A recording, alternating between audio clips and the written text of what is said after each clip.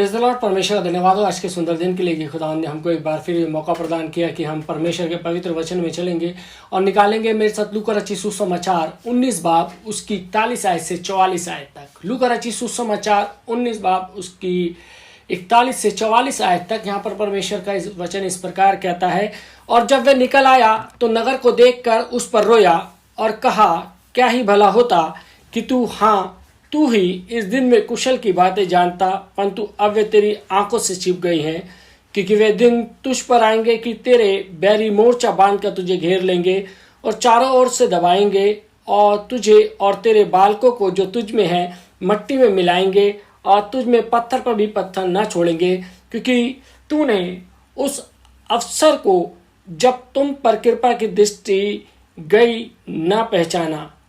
अजीजों, प्रभु यीशु मसीह ने जब अपने जीवन की अंतिम यात्रा प्रारंभ की तो वो जानता था कि ये यात्रा सरल नहीं है। ये एक ऐसी यात्रा है जिसमें मृत्यु है, एक ऐसी यात्रा है जिसमें उसे अपनों से धोखा मिलने वाला है। यह एक ऐसी यात्रा है जहां उसे अपमान, थूक, कांटों का ताज, तिरस्कार और कोड़ों की मार का सामना करना पड़ सकता है। और प्रभु यीशु मसीह इन बातों को जानता था, परंतु उसने दृढ़ता से अपना मुख यरूशलेम की ओर कर लिया था। यह फसह के पर्व का समय था। यरूशलेम इस फसह के पर्व का केंद्र था। यरूशलेम इस फसह के पर्व का केंद्र था। इस समय सारे विश्व से यहूदी लोग यरूशलेम में जमा होते थे। इतिहासकारों का कहना है कि यरूशलेम में लगभग 20-30 लाख लोग बाहर से आकर जमा होते थे। प्रभु यीशु मसीह ने एक बड़ी भीड़ के साथ इस जुलूस का प्रतिनिधित्व किया। इस फसह के पर्व के समय यहूदी याद करते थे कि किस प्रकार परमेश्वर ने उनके पुरखों को मिस्र की गुलामी से निकालकर किस प्रकार मूसा को परमेश्वर ने भेजा कि मिस्र की बंधुआई से उनको निकाले। किस प्रकार परमेश्वर ने उनकी अगुवाई की, कि किस प्रकार परमेश्वर ने उनकी अगुवाई की। वे श्रवण करते थे कि जब मिस्रियों पर जब 10 विपत्तियां पड़ी और आखिरी विपत्ति के समय परमेश्वर की आज्ञा के अनुसार निर्दोष मेमने का लहू इजरायलियों ने अपने घरों की चौखट के ऊपर लगा दिया था।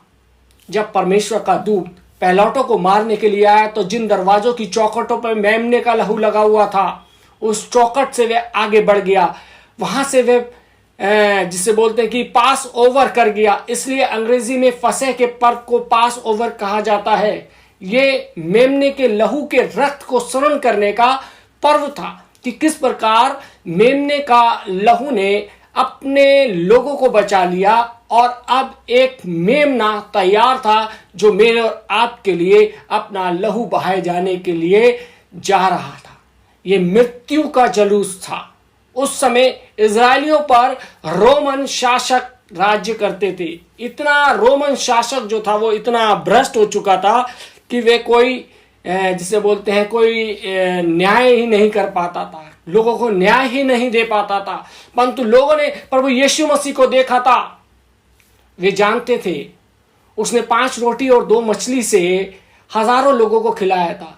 वो सोचते थे कि यदि उसका राज्य आएगा, यदि वह राजा बन जाएगा जो थोड़े से भोजन से हजारों लोगों की भूख को तृप्त कर सकता है, हजारों लोगों की भूख को वो शांत कर सकता है, जो आश्चर्य कर्म कर सकता है, जो उसके राज्य में कोई भी भूखा नहीं होगा। ये इजरायलियों का मानना था।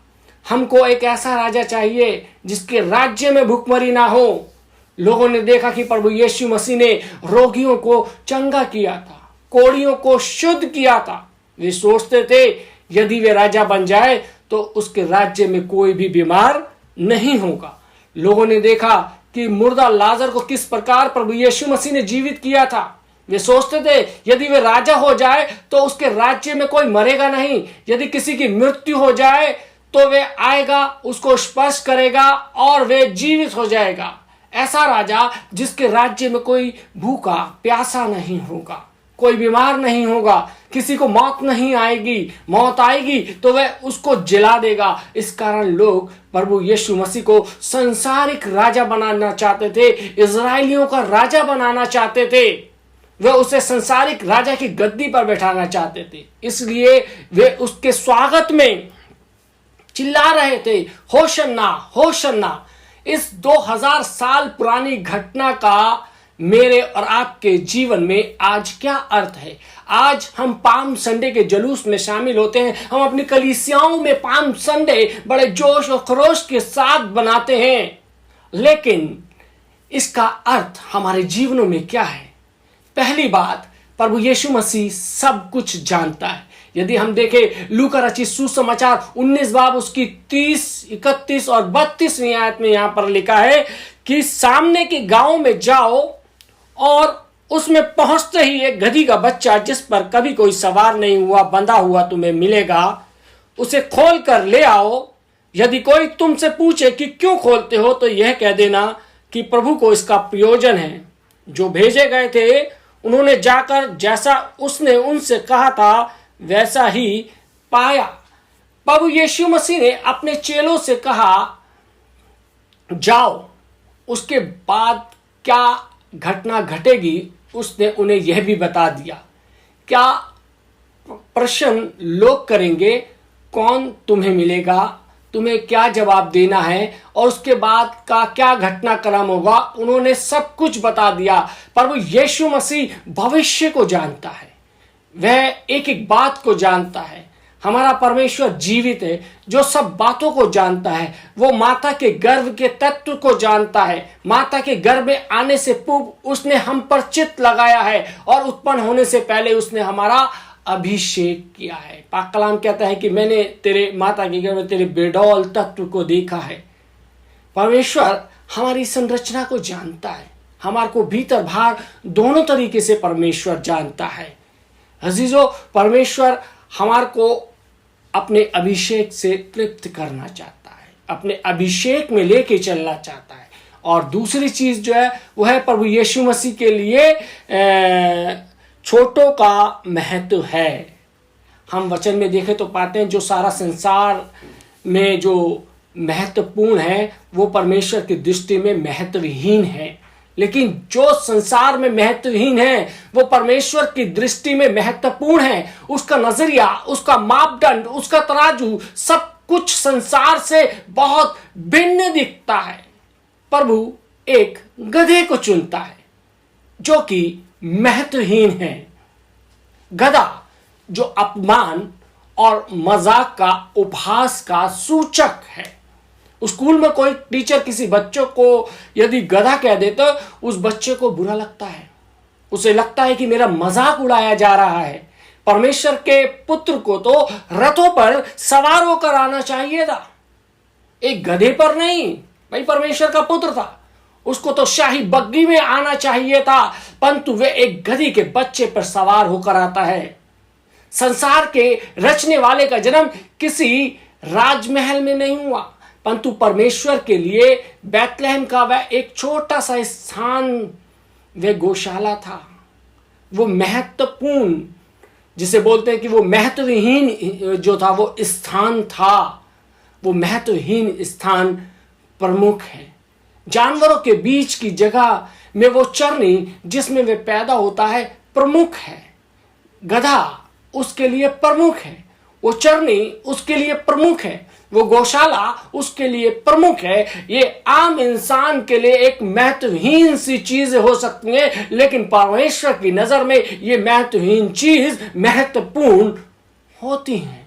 यदि हम देखें पहला कुरिन्थियों 1 बाब उसकी 26 से 29वीं आयत में परमेश्वर का वचन कहता है कि हे भाइयों, अपने बुलाए जाने को तो सोचो कि न शरीर के अनुसार बहुत ज्ञानवान और न बहुत सामर्थी और न बहुत कुलीन बुलाए गए, परंतु परमेश्वर ने जगत के मूर्खों को चुन लिया है कि ज्ञानवानों को लज्जित करे, और परमेश्वर ने जगत के निर्बलों को चुन लिया है कि बलवानों को लज्जित करे, और परमेश्वर ने जगत के नीच और तुच्छों को, वन जो है भी नहीं, उनको भी चुन लिया कि उन्हें जो हैं व्यर्थ ठहराए, ताकि कोई प्राणी परमेश्वर के सामने घमंड ना करने पाए।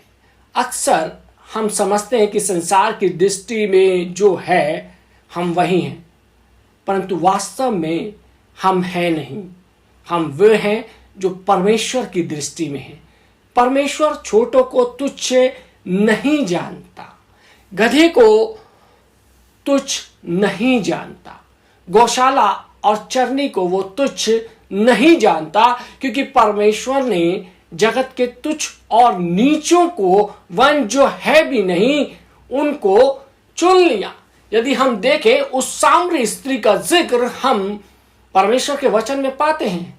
प्रभु यीशु मसीह उस पनघट पे बैठा, उस कुएं पे बैठा और उस सामरी स्त्री से कहा, मुझे पानी पिला।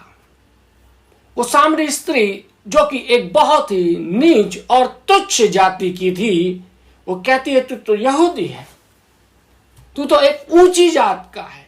लेकिन परमेश्वर मेरे अजीजों किसी भी व्यक्ति से भेदभाव नहीं करता है। परमेश्वर कभी भी ऊंच नीच नहीं करता है। परमेश्वर, यदि हम देखें, परमेश्वर की नजर में जो लोग महत्वहीन हैं उनको परमेश्वर महत्वपूर्ण बना देता है। एक गधा जो महत्वहीन था, परमेश्वर ने उसको महत्वपूर्ण बना दिया। तीसरी चीज जो है वह है प्रभु यीशु का प्रेम कभी नहीं बदलता है। यदि हम देखें लूका रचित सुसमाचार 19 बाब और उसकी 41वीं आयत में परमेश्वर का वचन कहता है कि जब वह निकट आया तो नगर को देखकर उस पर रोया। बड़ी अजीब सी बात है कि वो नगर को देखता और रोया। जो घटनाक्रम हुआ उसमें प्रभु यीशु मसीह को मारा गया, उसकी देह को तोड़ा गया, उस पर भाला मारा गया, उसका अपमान किया गया, उसको दर्द और पीड़ा से गुजरना पड़ा। वहां पर कहीं प्रभु यीशु मसीह के रोने का वर्ण नहीं है। इतना सब कुछ उसके शरीर को कष्ट किया गया, उसके शरीर को भेदा गया, लेकिन कहीं भी हमारे को यह नहीं मिलता जब प्रभु यीशु मसीह के ऊपर जो थे रोमी लोग कोड़े बरसा रहे थे तो प्रभु यीशु मसीह नहीं रोया।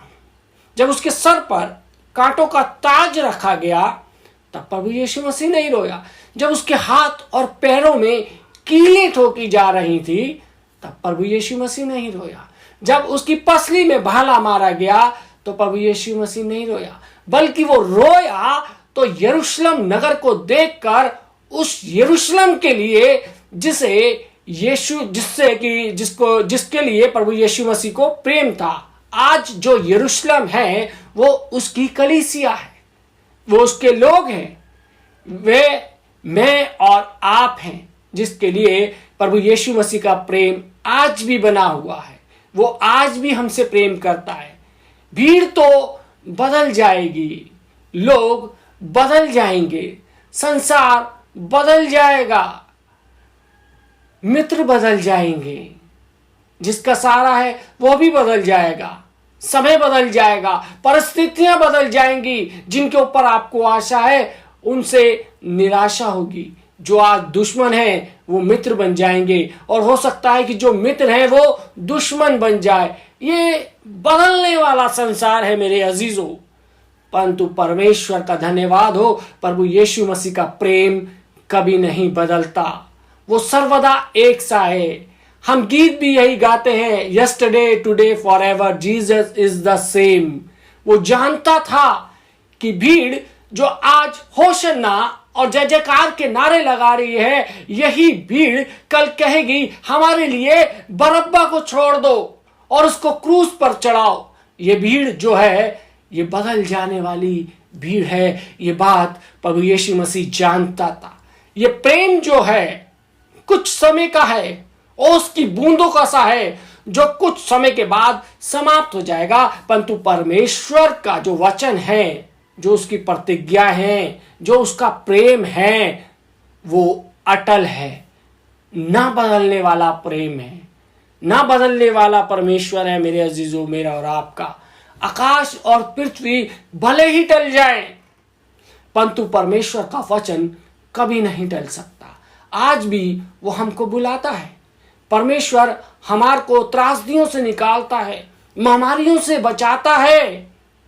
वे हमको बचाता है, वो हमें बढ़ाता है, वो हमार को आशीषित करता है, वो हमारी रक्षा करता है।